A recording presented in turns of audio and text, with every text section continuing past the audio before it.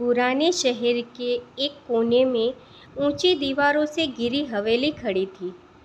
लोग उसे सिंह हवेली कहते थे।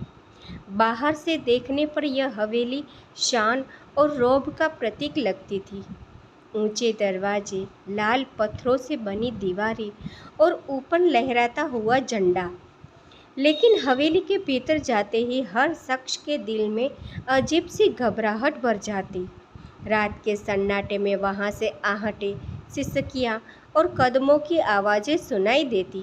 मोहल्ले वाले कहते कि यह आवाज़ें हवेली की बंद दीवारों में कैद आत्माओं की है। इस हवेली का मालिक था ठाकुर रघुनाथ सिंह। बाहर की दुनिया के लिए वह एक इज्जतदार, दबंग और दौलतमंद आदमी था। उसके शब्द अदालत की तरह माने जाते, लेकिन हवेली की चार दीवारी के भीतर उसका असली चेहरा बिल्कुल अलग था। ठाकुर के लिए हवेली सिर्फ उसकी शान नहीं थी, बल्कि उसकी हवस और लालच का अड्डा भी थी। उसका कहना था, इज्जत दीवारों पर टंगी तस्वीरों में होती है, असली जिंदगी तो बंद कमरों में जी जाती है। इसी सोच ने हवेली को एक कैद खाना बना दिया था। ठाकुर की बहू सुहानी बहुत सुंदर और मासूम थी। बड़ी बड़ी आंखें, जिनमें बचपन से ही अपने सपनों का एक संसार बसाया था। वह सोचती थी कि शादी के बाद उसका जीवन बदल जाएगा। कोई उसे सचमुच अपना कहेगा, उसका ख्याल रखेगा। लेकिन जैसे ही उसने हवेली में कदम रखा, उसके सपने एक एक करके टूटने लगे। उसका कमरा बाहर से खुला था, पर भीतर वह कैद महसूस करती थी। ठाकुर का घर उसके लिए सोने की सलाखों वाली जेल बन गया। सुहानी के दिन घर की चौखट पर खामोश रहते और रातें हवेली के अंधेरे कमरों से उठने वाली सिसकियों में कटती। हवेली में दो नौकर थे, रामू और गुलशन। दोनों सालों से वहाँ काम कर रहे थे। उन्होंने हवेली के हर कोने को देखा था। रामू अक्सर कहता, इस हवेली की दीवारें सिर्फ ईंट पत्थर की नहीं, यह जिंदगियाँ निगलती है। गुलशन चुप रहता, पर उसकी आंखों में डर साफ झलकता। उन्हें मालूम था कि हवेली के बंद कमरों में कितनी ही अधूरी ख्वाहिशें और पापी सच्चाइयाँ दबकर रह गई है। हवेली में कुल 4 कमरे ऐसे थे जिन पर ताले जड़े रहते थे। ठाकुर के सिवा कोई उनमें नहीं जाता था। एक रात अचानक बिजली चली गई और पूरा हवेली अंधेरे में डूब गई। उसी अंधेरे में सुहानी ने पहली बार उस कमरे का दरवाज़ा थोड़ा खुला देखा। कमरे के भीतर धूप की हल्की सी रेखा दाखिल हो रही थी। उसने हिम्मत करके दरवाजे को धकेला। अंदर दाखिल होते ही उसे ऐसा लगा जैसे वह किसी दूसरे संसार में आ गई हो। पहले कमरे में पुरानी तस्वीरें टंगी थी। एक तस्वीर में ठाकुर बहुत युवा दिख रहा था और उसके साथ एक लड़की खड़ी थी, चेहरे पर मासूम मुस्कान और आंखों में मोहब्बत। कमरे में चारों तरफ बिखरी हुई चीजें थी, पुराने खत, अधूरी कविताएं और एक टूटा हुआ हार, जैसे यहाँ किसी की अधूरी मोहब्बत कैद हो। तस्वीर को देखकर सुहानी का दिल धड़क उठा। उसने कमरे के कोने में पड़ी एक डायरी उठाई। डायरी में लिखा था, मैंने सोचा था कि वो मुझे अपना लेगा, मगर उसके लिए मैं सिर्फ एक खेल थी। मेरी मोहब्बत अधूरी रह गई, पर मेरा सच इन दीवारों में हमेशा कैद रहेगा। सुहानी के हाथ कांप गए। यह किसकी डायरी थी? तस्वीर में दिख रही लड़की कौन थी? और क्या यह हवेली सच में सिर्फ ठाकुर की इज्जत का प्रतीक थी, या उसके पापों का गढ़ा? अचानक हवा का तेज झोंका आया और कमरे का दरवाज़ा अपने आप बंद हो गया। सुहानी चीख पड़ी। कमरे की दीवारों पर परछाइयाँ हिलने लगी, जैसे कोई अदृश्य चेहरा उसे घूर रहा हो। और तभी उसे अपने कानों में एक धीमी सी आवाज़ सुनाई दी, मेरी मोहब्बत अधूरी रही, मेरी सच्चाई दबा दी गई, मुझे इंसाफ चाहिए। सुहानी का शरीर पसीने से भीग गया। उसने घबराकर दरवाज़ा खोला और कमरे से बाहर भाग गई। उस रात सुहानी को नींद नहीं आई। उसे बार बार वही तस्वीर और डायरी के शब्द याद आ रहे थे। अब उसे यकीन हो गया था कि हवेली में सिर्फ ईंट और पत्थर नहीं, बल्कि अधूरी ख्वाहिशें और पापी सच्चाइयाँ भी जिंदा है। लेकिन यह तो बस शुरुआत थी। हवेली के और भी कमरे थे, और हर कमरे में एक नया राज छिपा था। सुहानी के पहले कमरे में जाने के बाद हवेली का माहौल और भी डरावना लगने लगा। उस रात जब सब सो गए, हवेली की दीवारों से फिर वही आवाज़ें आहट आने लगी। सुहानी खिड़की के पास बैठी थी। उसने साफ सुना किसी के कदमों की आवाज़ें धीरे धीरे हवेली की गलियों में गूंज रही थी। कभी कभी ऐसा लगता जैसे कोई उसके कमरे के बाहर खड़ा है और दीवारों पर नाखून घिस रहा है। उसकी सांसें तेज हो गई। तभी दरवाजे पर हल्की दस्तक हुई। बहू जी, आवाज़ रामू की थी। सुहानी ने दरवाज़ा खोला तो रामू की आंखों में घबराहट साफ दिख रही थी। उसने धीमी आवाज़ में कहा, बहू जी, आप जिस कमरे में गई थी वहाँ दोबारा मत जाइएगा। वो कमरा हवेली की पहली बर्बादी की निशानी है। ठाकुर साहब नहीं चाहते कि कोई उसे छुए। अगर उन्हें पता चल गया तो जान जोखिम में पड़ जाएगी। सुहानी ने कांपती आवाज़ में पूछा, रामू, आखिर उस कमरे में क्या है? वो लड़की कौन थी? रामू ने चारों तरफ नज़र दौड़ाई, फिर दरवाज़ा बंद कर अंदर आ गया।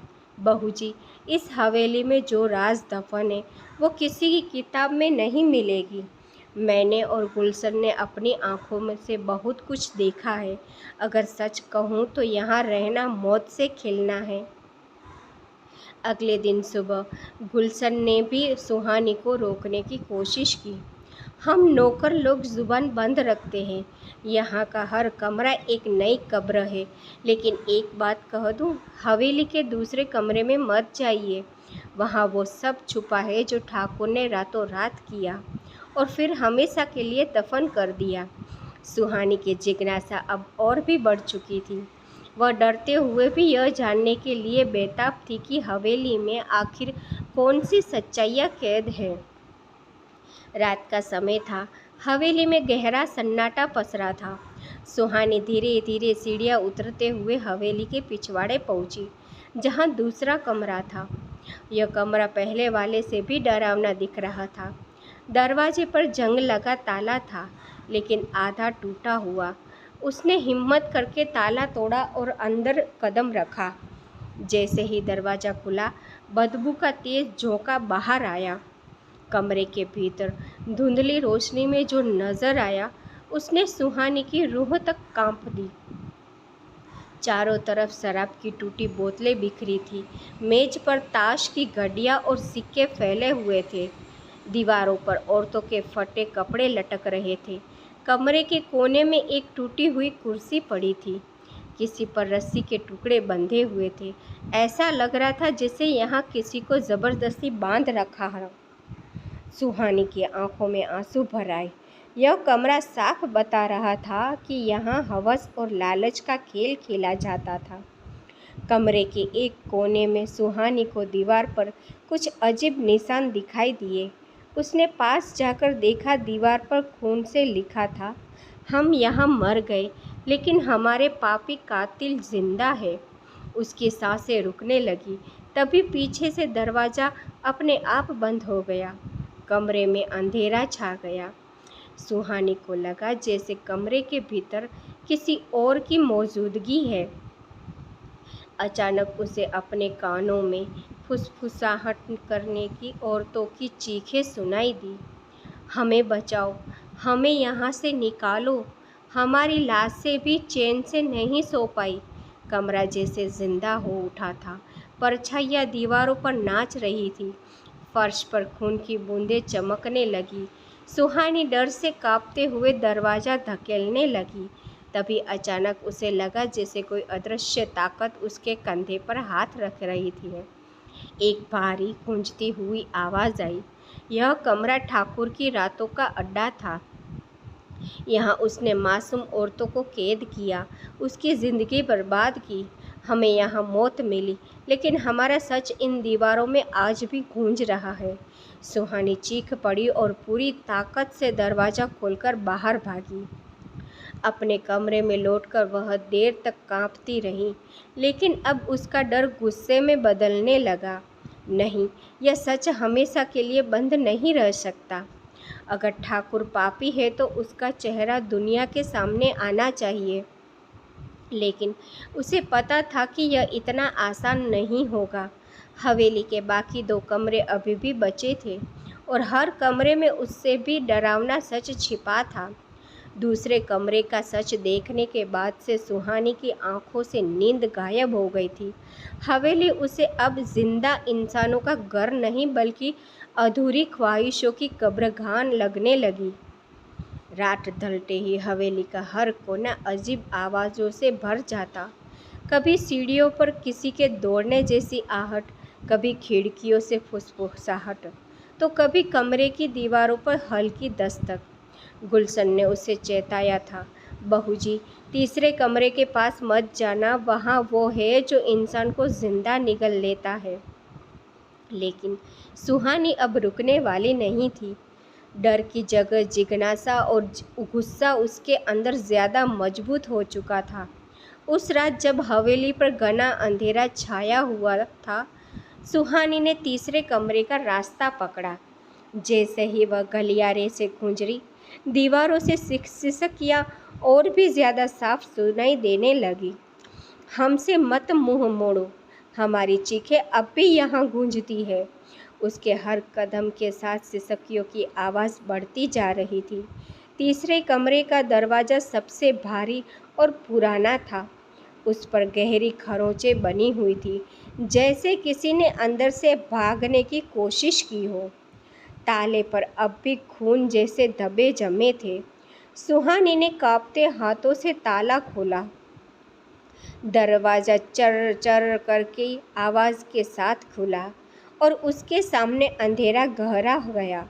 जैसे ही उसने दिया जलाया, कमरे की हालत देखकर उसकी चीखें निकलते निकलते रह गई। दीवारों पर लोहे की जंजीरें टंगी थी, फर्श पर जंग लगे औजार और मोटी रस्सियाँ बिखरी हुई थी। कोने में एक लकड़ी का पलंग रखा था, जिस पर खून के पुराने धब्बे अब भी जमे थे। यह कमरा किसी यातना गृह से कम नहीं लग रहा था। अचानक कमरे में ठंडी हवा का झोंका आया और दिए की लौ कांपने लगी। दीवारों पर कई परछाइयाँ नाचने लगी। सुहानी का दिल तेज धड़कने लगा। तभी उसने सुना किसी औरत की कराहती हुई आवाज़ कमरे के भीतर गूंजी। उन्होंने हमें यहीं बांध कर पीटा। हमारे चीखने की आवाज़ हवेली की दीवारों में कैद हो गई। सुहानी ने देखा कि पलंग पर मानो खून से लथपथ आकृति लेटी हुई है। उसने झपक कर देखा तो सब गायब हो गया। कमरे की दीवार पर एक पुरानी तस्वीर टंगी थी। तस्वीर में ठाकुर के साथ कुछ और लोग बैठे थे।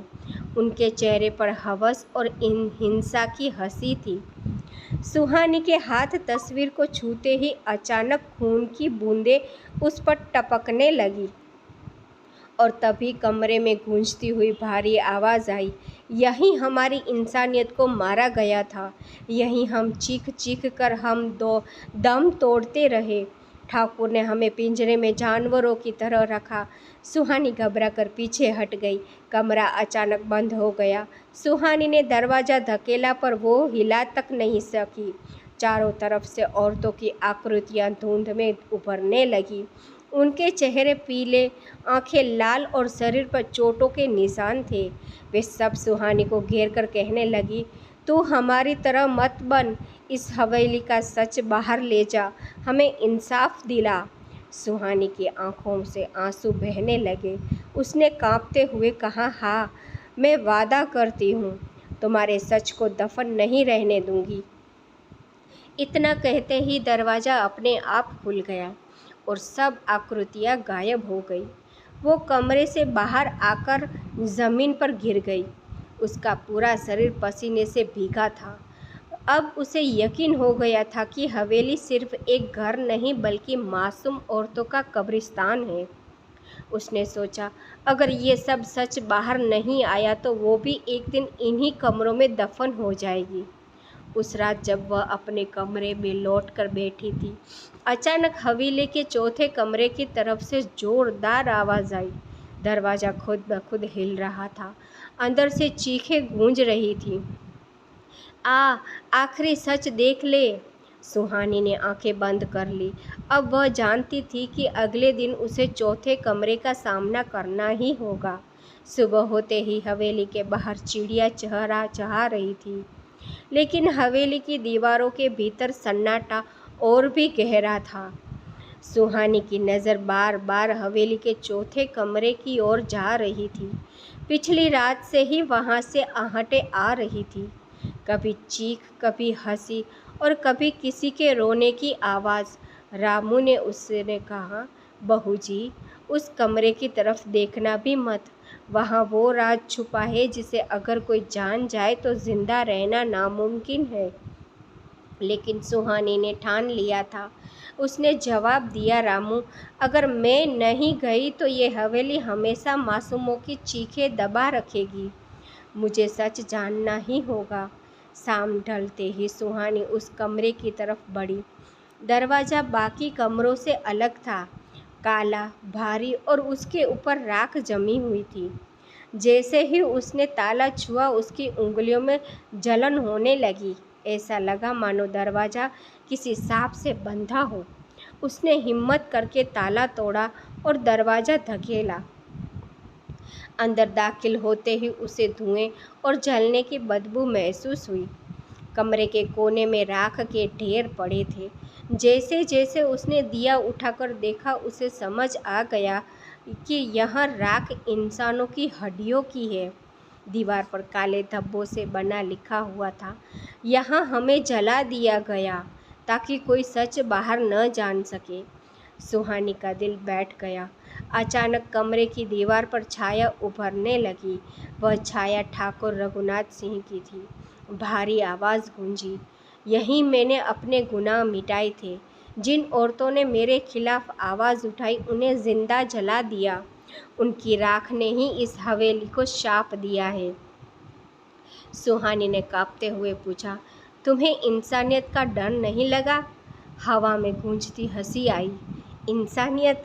हवेली की दीवारें सिर्फ ताकत और डर मानती है और मैं इस हवेली का मालिक हूँ। अचानक कमरे की राख से धुंधली आकृतियाँ उठने लगी। जलते हुए चेहरे, चीखती हुई शरीर और आंखों में खून के आंसू। वे सब ठाकुर की छाया पर टूट पड़ी। हवेली की दीवारें हिलने लगी, छत से मिट्टी झड़ने लगी। आवाज़ें गूंजी, हम तेरे गुनाह का हिसाब लेंगे, तेरा नाम मिटा देंगे। ठाकुर की छाया चीखते हुए धुंध में घुल गई। कमरे से उठी आग पूरे हवेली में फैलने लगी। लकड़ी की बीमें जलने लगी, दीवारें चटकने लगी। रामू और गुलशन भागते हुए आए। बहू जी, हवेली जल रही है, जल्दी बाहर चलिए। सुहानी ने रोते हुए कहा, नहीं, यह आग इंसाफ है, हवेली को राख होना ही चाहिए। तीनों जैसे तैसे बाहर निकले, लेकिन हवेली अंदर से चीखती रही। जब तक आग ने हवेली को पूरी तरह निगल नहीं लिया, तब तक अंदर से चीखों और सिसकियों की आवाज़ें आती रहीं। लोग दूर खड़े देख रहे थे कि कैसे हवेली, जो कभी रौब और शान की निशानी थी, अब राख में बदल रही थी।